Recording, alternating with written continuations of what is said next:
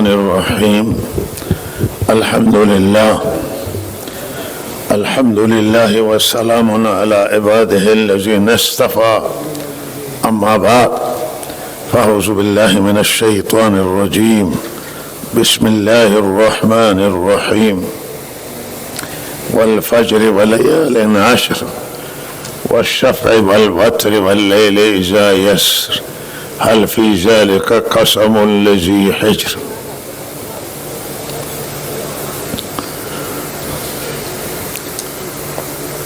اللہ رب العزت زندگی انسان را हमरा با आजमाइश करार दादे, इम्तिहान व आजमून लाजिमे जिंदगी इंसान शुदे व हिचगा जिंदगी मा از आजमाइशात جدا نمیشه و از بزرگترین آزمایشی که در مسیر انسانه و در راه زندگی انسانه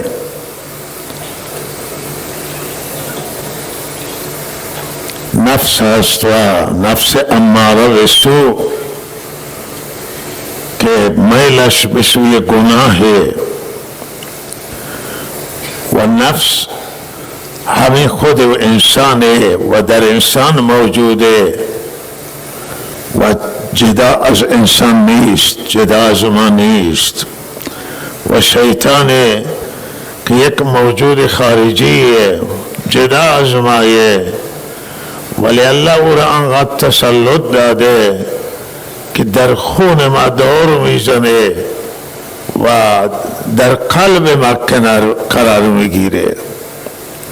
و با حمله ها وسوسه گناه، وسوسه معاصی، انواع وسوسه های مخرب ما را مورد حمله قرار میدهد و نفس که میلش به سوی باطله، میلش به سوی گناهه،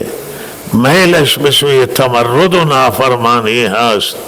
از طرف اون نفس و از طرف شیطان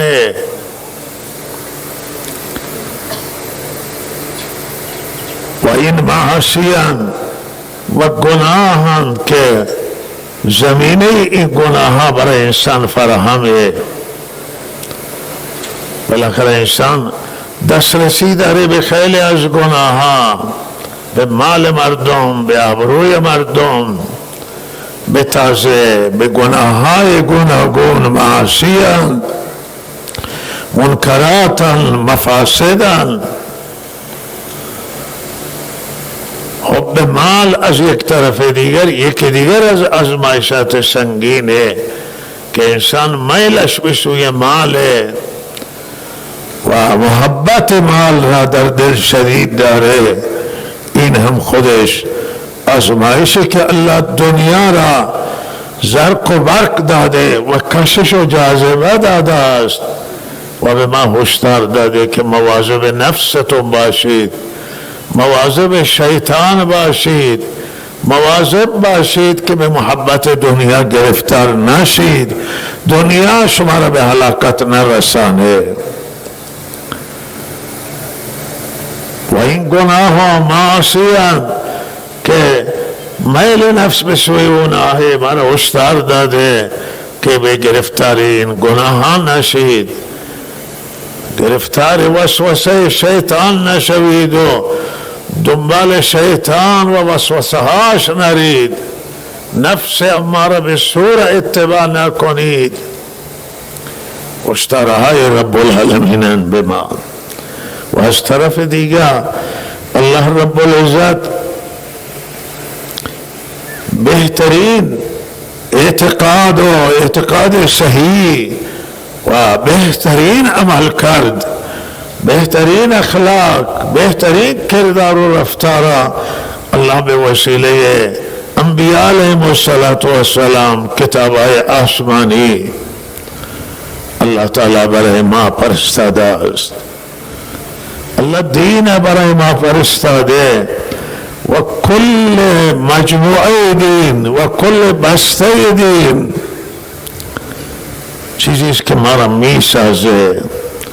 و خامی های ما را برطرف می کنه و این در مقابل نفسه، در مقابل شیطانه و این حق است در مقابل باطله و ما را الله تعالی ترغیب داده که بر حق قرار بگیریم، بر راه درست قرار بگیریم،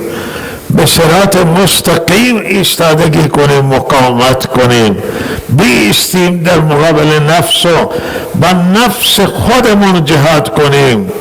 با شیطان جهاد کنیم، در مقابل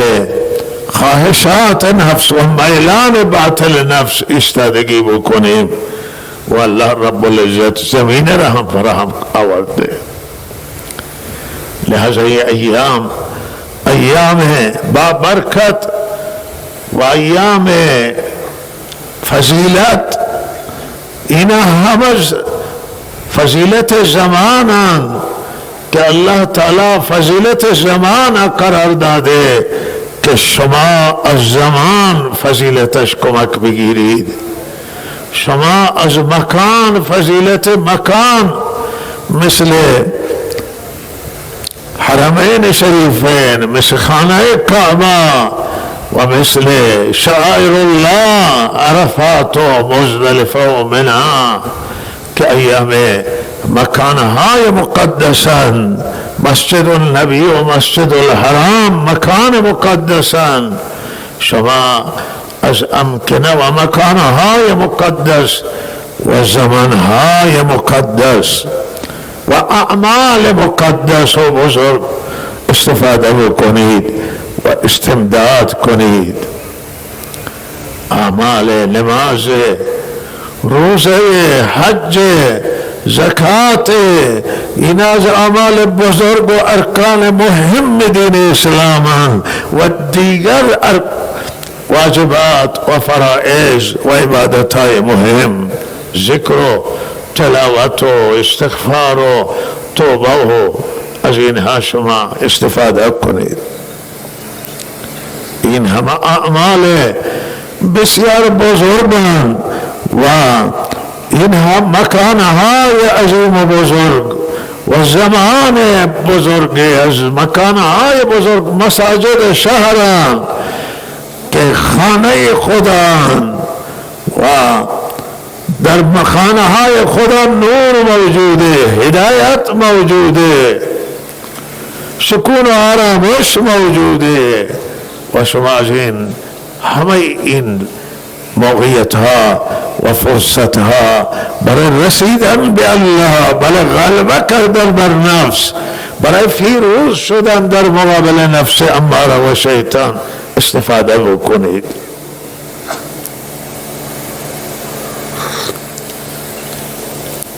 کما این که رمضان شریف بود،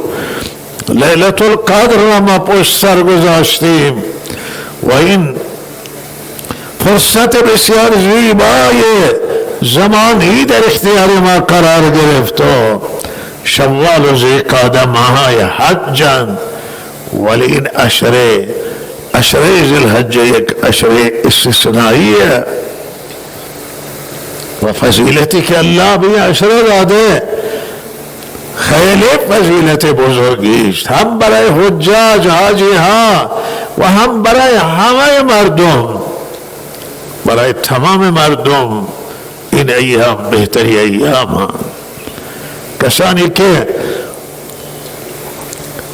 الله تعالی اونها را مورد عنایت قرار داده و فضل قرار داده و مشرف به حجاج میشن، به حج میشن، حاجیان گرامی، اونها ماشاءالله به شرف خاص نائل میشن و فرصت بسیار عظیمی به دست میفته، هم شرف زمان میابند و هم شرف مکان هم می‌یابند. اونها کنار خانه کعبه قرار میگیرند، مسجد الحرام عبادت میکنن، مسجد النبی میرون عبادت کنن، منا و عرفات و مشعر الحرام عبادت میکنن. لہذا هم به شرف مکان میرسند و رکن اعظم از رکنای بزرگ دین اسلام حج مشرف میشن و اعمال هم بزرگ نصیبی اونا میشه، عمل بزرگ حج، و هم شرف زمان حاصل میکنند که عشره ذی الحجه عشره خاصی است و فضیلتی که در این عشره هست برای حجاج هم هست، برای همه هست. و برای شما که این توفیق نداشتیم و الله تعالی نصیب همه ما بگرداند و حاجیان گرامی را، حجاج بزرگوار را حج مقبول نصیب بکنه، مبرور نصیب بکند. لہذا این فضیلت زمان برای من شما هست. این 10 روز، این لیال عشر که الله تعالی بر این لیال عشر سوگند یاد کرده و نشان فضیلت این ایامه، نشان حرمت این ایامه که در حدیث شریف فضیلت زیاده و فضیلت بزرگ برای این عشر آمده است. بهترین فرصت برای عمل، برای جد و جهد و برای کوشش و برای جهاد علیه نفس و انسانی که در دنیا فیروزی که بر نفس غلبه حاصل کنه. اگر نفس بر انسان غالب بشه انسان فیروزی نداره. اگر شیطان غلبه پیدا بکنه انسان از پا در می آورد معنویت انسان. ولی اگر انسان بر نفس غالب شد و بر نفس فیروز شد، الله سوگند یاد کرده و قسم یاد کرده در قرآن به رستگاری کسانی، فیروزی کسانی که بر نفس غلبه حاصل می کنند و نفس تزکیه می کنند، نفس از آلودگی ها از گناه پاک می کنند. بر این دشمن غلبه حاصل کردن بالاترین جهاد، بالاترین مقابله، مبارزه، بالاترین مبارز و مجاهد کسی که با نفس جهاد میکنه و نفس را جلو میگیره از نافرمانی خدا، من میکنه از نافرمانی خدا و نفس مجبور میکنه که از الله اطاعت کنه و فرمان ببره. هر کسی که نفسش را مهار کرد و نفسش را کنترل کرد و الله را بندگی کرد و الله را عبادت کرد و به دستورات شرعی را، شریعت اسلام را عمل کرد به جای خواهشات نفسانی و بر نفس فیروز شده است و موفق شده. و این فیروزی بزرگی و این ایام عشر برای آنه که ما در مقابل نفس فیروز بشیم. و این شاید فضیلت این عشره برای آنه که تمام اعمال در این عشره موجوده. از بزرگترین اعمال حج که در ایام دیگه حج نمیشه، این ایام حجن. عشره ذی الحجه این عشره ایام حج هست.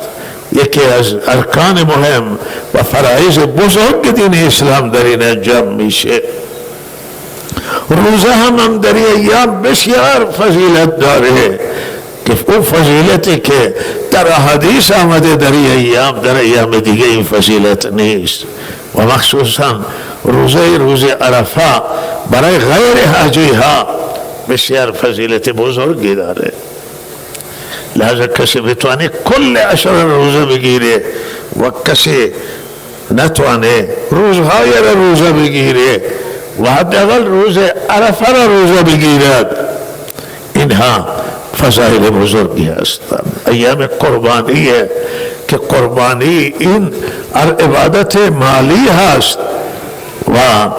لہذا هم در ایام و نماز و روزه عبادت بدنی، حج عبادت مالی بدنی. در این عشره ایام انواع عبادات و تمام عبادات موجودند و روین فضیلت داری که در این ایام قرآن تلاوت بشه، ذکر انجام بگیره. در این ایام سب فکرمند باشه که این ایام بزرگیان، این ایام فضیلتان و لہذا انسان فکرمند باشه توی ایام که بتوانه نام خدا را بیشتر بگیره، ذکر خدا را بیشتر بکنه، استغفار و توبه بیشتر بشه، درود شریف بیشتر خوانده بشه. همه اینا ذکران و همه اینا دارای فضیلتان و در فکر این باشه که قربانی بکشه. و بلهر حال این ایام دارای فضیلتان و ایام بعد تشریقان که از روز عرفه گرفته تا 11 و 12 تا روز 13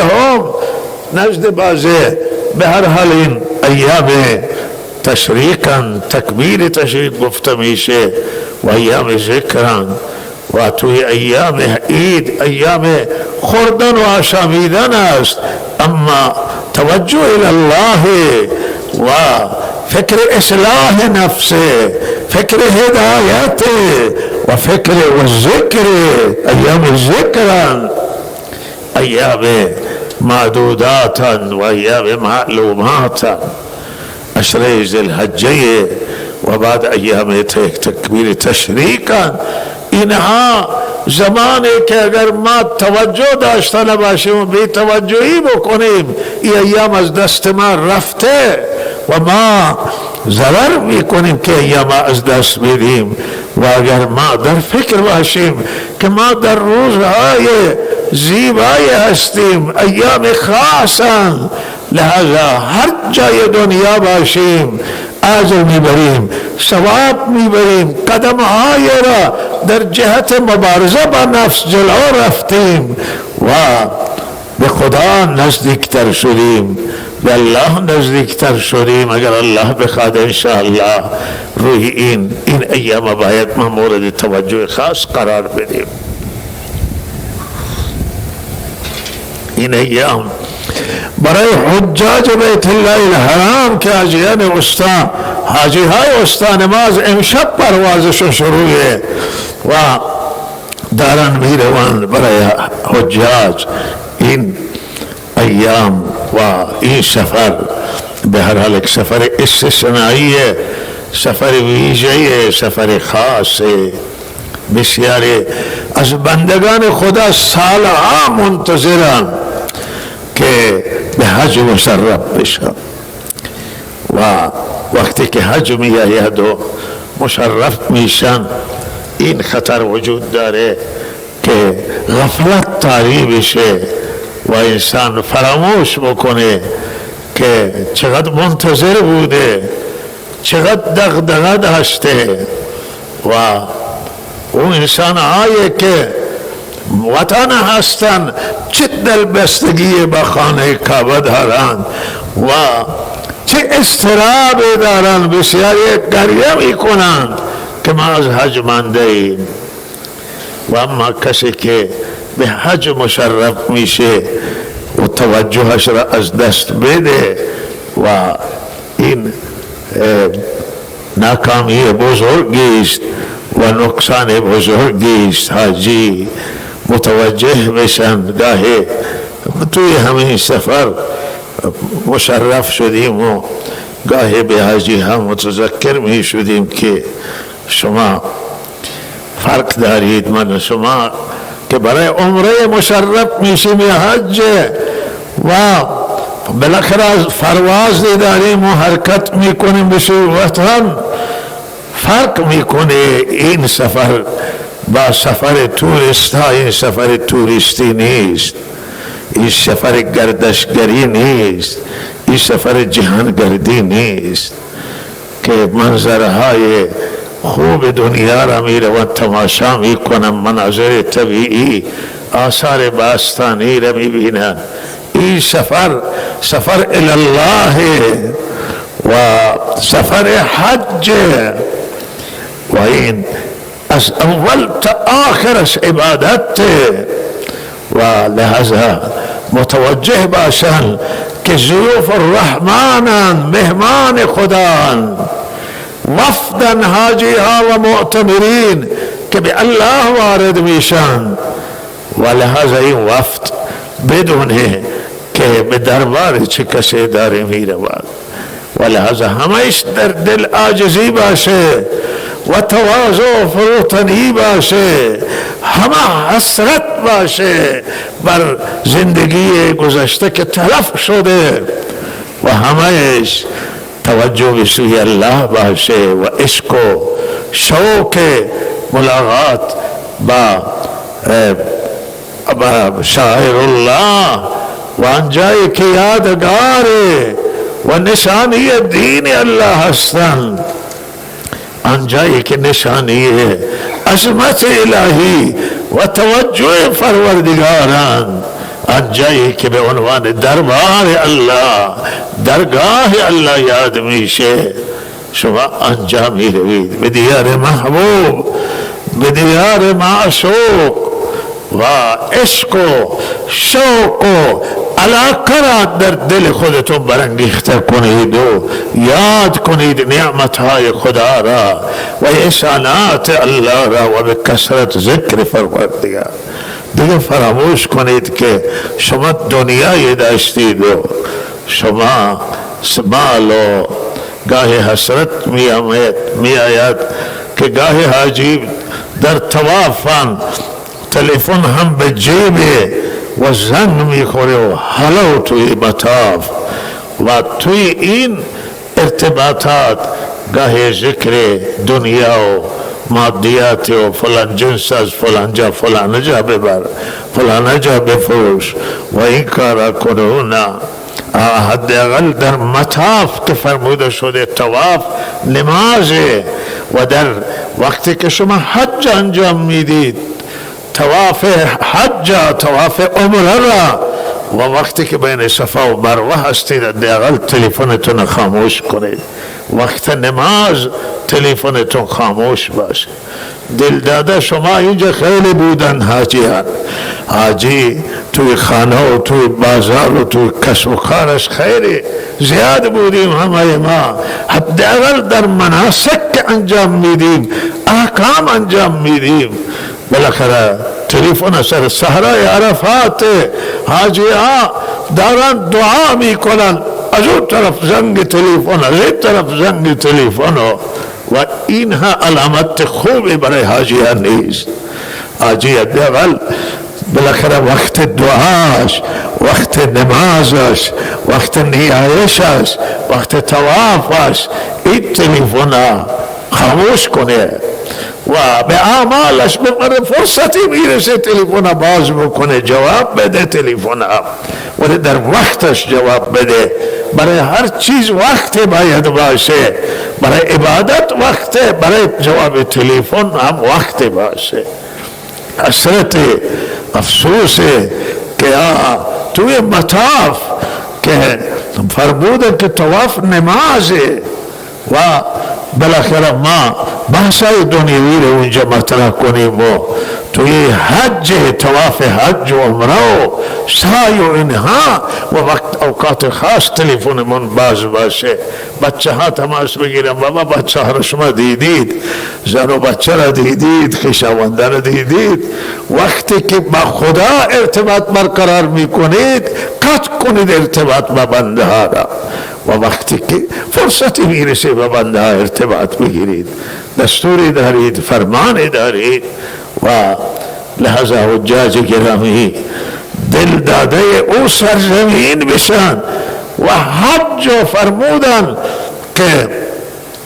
حج کسی که بیشتر الله تعالی را یاد میکنه، هر اندازه ذکر خدا بیشتر بشه، پرهیز از گناه بیشتر بشه و توجه الی الله بیشتر بشود، للهیت و اخلاص بیشتر بشه، حج اجرش و ثوابش بیشتره. خیلی چیزی که ارزش داره فکر و مراقبه هست که شرط به گریبان بیندازیم و به فکر فرو بریم و تویزه برای حجاج و غیر حجاج فکر کنیم. به هر حال داگاهی به زندگیمون گذشته من را نگاه کنیم، گذشته بدمون را، کوتاهی های گذشته، گناه های گذشته را یاد کنیم و بر اونها گریه کنیم و برای آینده فکر کنیم که باید چه انجام بدیم. چون مسیر ما مسیر بشر به سوی قبره، مسیر بشر به سوی الله است، مسیر بشر به سوی آخرت هست و من و شما این دنیا نیست که مردیم و رفتیم. من و شما فرق میکنیم اعتقادمون با اعتقاد کسانی که به آخرت اعتقاد ندارن. من و شما معتقدیم که باید حساب و کتاب بدیم، من و شما معتقدیم که به بارگاه رب العالمین میریم، معتقدیم میریم به قبر میریم، از دنیا جدا میشیم، از زن و بچه و زندگی جدا میشیم برای این سفر تنهایی، برای این سفر هولناک، برای این سفر که گذرگاه های سخت در پیشه باید همه ما فکرمند بشیم و فکر کنیم. الله به من شما توفیق فکر عنایت کنه و حجاج بیت الله الحرام را که از هر نقاط میآیند و خصوص حجاج ما را الله به سلامتی ببره و انشاءالله حج مبرور، حج مقبول انشاءالله نصیبشون بشه و دعاهای سفارش دعا میکنه برای همه ما و تمام جامعه. انشاءالله شما سفرای این ملتید و سفرای کشور خودتون هستید، سفرای مسلمینید. مسلمانان همه جا گرفتارند، پریشانند، گرفتار تفرقه و اختلاف مسلمانان. مسلمانان با ناکامی در تمام عرصه ها روبروند و دعا کنید برای مسلمانان. مسلمانان الله مسلمان واقعی بگردانه و مسلمانان الله تعالی برگردانه به مسیر اصلیشون، به راه حضرت رسول صلی الله علیه وسلم، به دین اسلام و قرآن مسلمانان را برگرده و مسلمانان اصلاح کنه، هدایت کنه و تفرقه و اختلافی که دشمنان انداختن از درمیان مسلمانان برطرف بشه. دعای خیر میخواهد و انشاءالله از دعای خیرتون فراموش نکنید. الله تعالی توفیق بده همه را که هر جا هستیم با الله باشیم و خدا راضیت نبریم و خدا را فراموش نکنیم. توی هفته اتفاق ناگواری رخ داد و ضایعه بزرگی پیش آمد که یکی از ریشسفیدان مطرح منطقه و یک انسان دلسوز و خیرخواهی را ما از دست دادیم که مرحوم سردار حاج بشیر احمد رحمه الله، بشیر احمد ریگی، به هر حال یکی از خیرخواهان منطقه، یکی از ریشسفیدان بزرگ منطقه بود که از دستش دادیم و به رحمت الله تعالی پیوسته و دعا کنید الله تعالی ایشونا به بهترین رحمتهای خود جا عنایت کنه و مغفرت نصیبش بگردانه و همه از بازماندگان ایشان را همه را اجر صبر بده و الله تعالی بهترین بدل و عوض به ملت ما، به مردم ما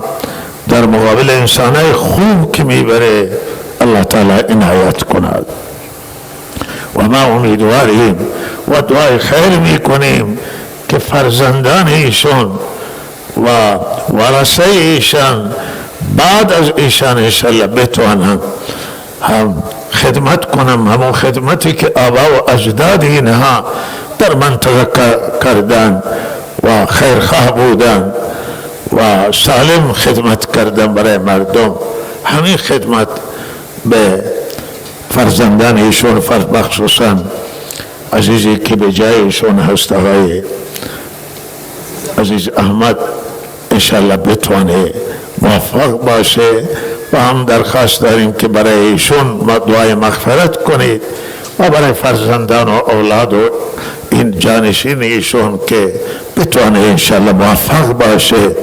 و خالصانه و مخلصانه خدمت بکنه. حادثه دیگری هم پیش آمد متاسفانه که مرحوم حاج مهدی گورگیج رحمه الله که یه انسانی هم بسیار لایق و خدمتگزار بود در زاهدان، ایشون در گذشتن و امروز جنازه ایشون هم اینجا در نماز جمعه برگزار میشه. از سعادتی که او سردار بشیر احمد داشت روز دوشنبه دفنشون شد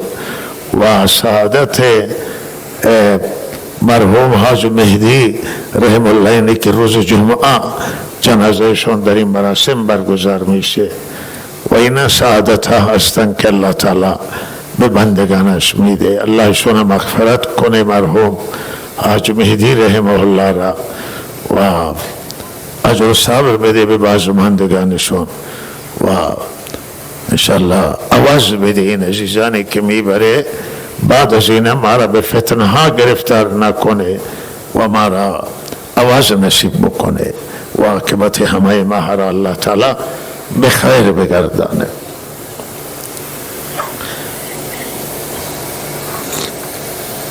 توجه داشته باشید که از لحاظ حساب این منطقه روز پنجشنبه یا روز چهارشنبه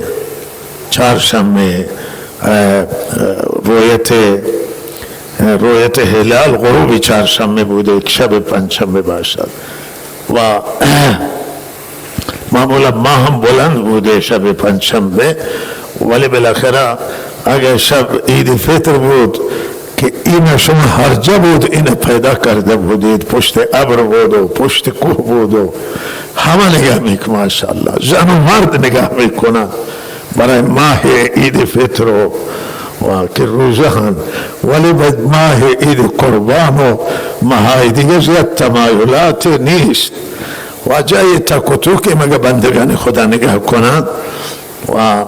لحظه دیگه شب ما خیلی بلند بوده دیشب که دیدن خیلی بلند بوده حالا و چیزی که قطعی اینه که امروز که روز جمعه ذوالحجه هست امروز، ولی که دیروز ذوالحجه بوده توی کشورهای عربی و عربستان و اونجا ذوالحجه هست و برامون حساب حاجیه دارم میروند، ولی اینجا توی منطقه ما هنوز ما رویتش ثابت نشده است. اگر عزیزان غروب چهارشنبه کسی ماهی را دیده و جای روستای دیده جای دیگه اطلاعاتی دارن انشاءالله مراجعه کنن دارالفتاء و دوستان بررسی کنن. اگر ما رویت شده باشه بالاخره روز عید یک روز جلوتر میشه و معمولا شنبه میشه و اگر ماه دیده نشده باشه روز یک شنبه عید قرار میگیره. لحظه حالا ما در فعلا امروز در همین عشره ذوالحجه هستیم، چیزی که توی شک نیست و انشاءالله به عمل باید همه ما توجه کنیم. ما در فکر باشند برای قربانی هفته آینده صحبت میشه، ولی این فکر نکنند که حالا مثلا گوسفند گران شده و بالاخره ما نمیتوانیم و در هر صورت این فرصت است که همیشه پیش نمی آید. این قربانی گوسفند قربانی در ایام عید در روز عید بالاخره با هر جمعی از گوسفندان که شما فکر کنید برابر نیست، خیلی این اجری داره و این فرصت قربانی در همین روز است. بعد نمیشه شما رمایتون رو همه اگر قربانی بکنید این اجر نمیبرید. لحظه فکر کنید هر کسی به اندازه تواناییش الله تعالی توفیق عمل عنایت کنه و انشاءالله بکوشید در عمل به این ایام و برای اصلاح خود، برای اصلاح جامعه بکوشید عزیزان. یک جمله، هیچ افتخاری، هیچ شرفی و هیچ عزتی به خدا قسم از عزت و شرف ارتباط با الله و تعلق مع الله و از شرف دینی هیچ شرف بالاترین عزت برای هر طیفی که به شما بگید، طیف جوانان، طیف زنان و از برای دولت مردان، برای ریش سفیدان و معتمدین، برای علما، برای دانشگاهیان هیچ شرف، کرامت، عزت بالاتر از عزت دینی نیست. شما را اگر الله من و شما را توفیق ارتباط بده که با او رابطه برقرار بکنیم، با خدا در تماس باشیم، خدا ما را به بندگیش بپذیره، به بردگیش بپذیره، به کنیزیش بپذیره، این شرف از پادشاهی روی زمین برای ما بالاتر هست. پادشاهی روی زمین از دست می رود، ولکن این برای ما باقی می مانه. الله تعالی من و شما را توفیق بده. جوانان، پیام این پیام هست به سوی شما که دربار خدا را ول نکنید، مساجد ارتباط داشته باشید، با به دین خدا بیمیل نباشید و بی تعلق نباشید، بیگانه از خدا و دین نباشید، دین را با چنگ و دندان محکم بگیرید. دین حفاظت دنیا و آخرت شما، شرف دنیا و آخرت شما، سعادت دنیا و آخرت شما در دین. دیندار و متدین با خدا باشید، هر جا هستید با خدا باشید، خدا را از دست ندید. به خدا قسم این اون ضایعاتی است کسی که خدا را از دست میده که تمام نعمتهای دنیا نصیبش بشه و همه کره اخلاقی پر از جواهرات در اختیارش قرار بگیره، جبران نمی کنه ضایعات را. ضایعات سنگین بشر لایقی که با خدا باشه، جوان شایسته‌ای که با خدا باشه، زنان شایسته‌ای که زن با خدا باشه، همه ما با الله باشه. الله به ما توفیق عنایت کند. و صلی الله علی سیدنا محمد.